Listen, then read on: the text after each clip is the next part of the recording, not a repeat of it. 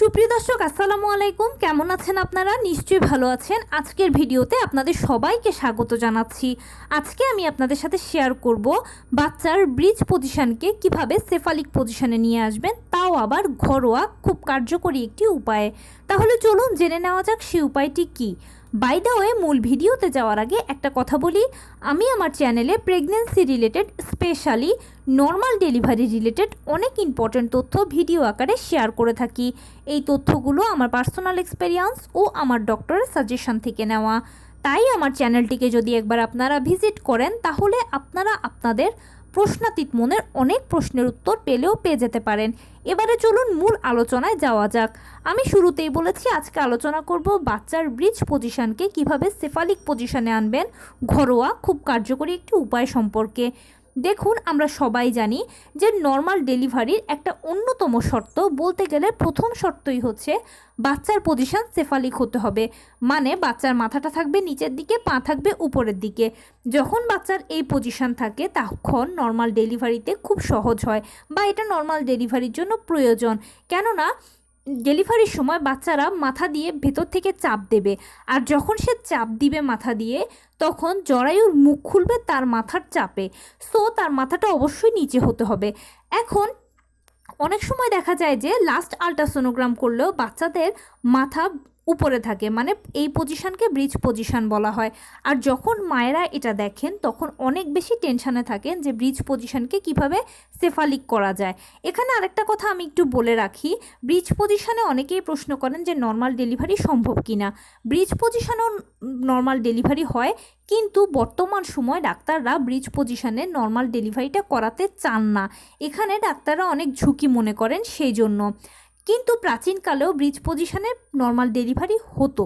বর্তমান সময় ডাক্তাররা রিস্ক নিতে চান না বলেই কিন্তু তারা রিস্ক ফ্রি থাকতে চান, সেজন্য ব্রিজ পজিশনে নর্মাল ডেলিভারিটা করাতে ডাক্তার খুব বেশি সাপোর্ট করেন না। সেফালিক পজিশন হলেই ডাক্তার সাপোর্ট করেন নর্মাল ডেলিভারির জন্য।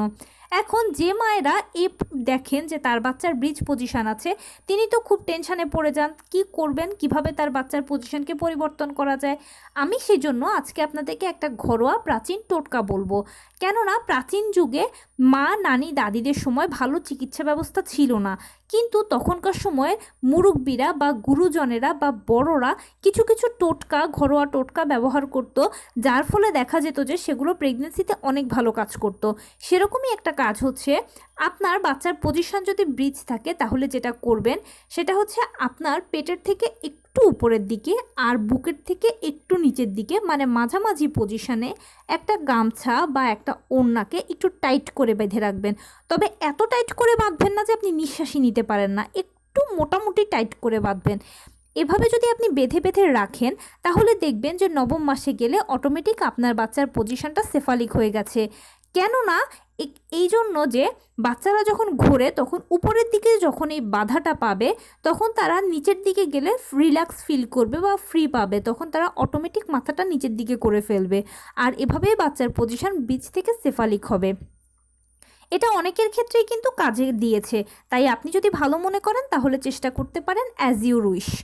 তবে একটা কথা আমি আপনাদেরকে এনশিওর করতে চাই যে বাচ্চারা প্রথম 8 মাস পর্যন্ত কিন্তু বিভিন্ন পজিশনে থাকতে পারে, তাই অষ্টম মাসেও যদি এরকম দেখেন চিন্তার কিছু নেই। কিন্তু এই কাজটা আপনি তখন করতে পারবেন যখন আপনি 8.5 মাসের গর্ভবতী থাকবেন। তখনও যদি এরকম দেখেন যে পজিশন ব্রিজ আছে, তখন 8.5 মাস থেকে আপনি এই চেষ্টাটা করতে পারেন। এই চেষ্টাটা করলে আশা করি আপনি ভালো ফলাফল পাবেন। আর নবম মাসে গেলে অনেক সময় দেখা যায় যে বেশিরভাগ বাচ্চাই পজিশনটা সেফালিক হয়ে যায়, তাই অত বেশি টেনশনের এখানে কোনো কিছু নেই।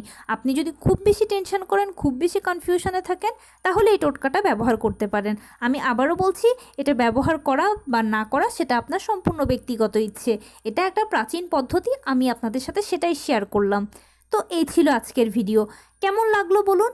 যদি ভালো লেগে থাকে তাহলে প্লিজ লাইক, কমেন্ট, শেয়ার করতে একদম ভুলবেন না।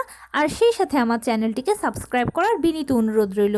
পাশে থাকা বেল আইকনটি ক্লিক করে দেবেন যেন আমি ভিডিও আপলোড করার সাথে সাথে আপনার নোটিফিকেশান পেয়ে যান।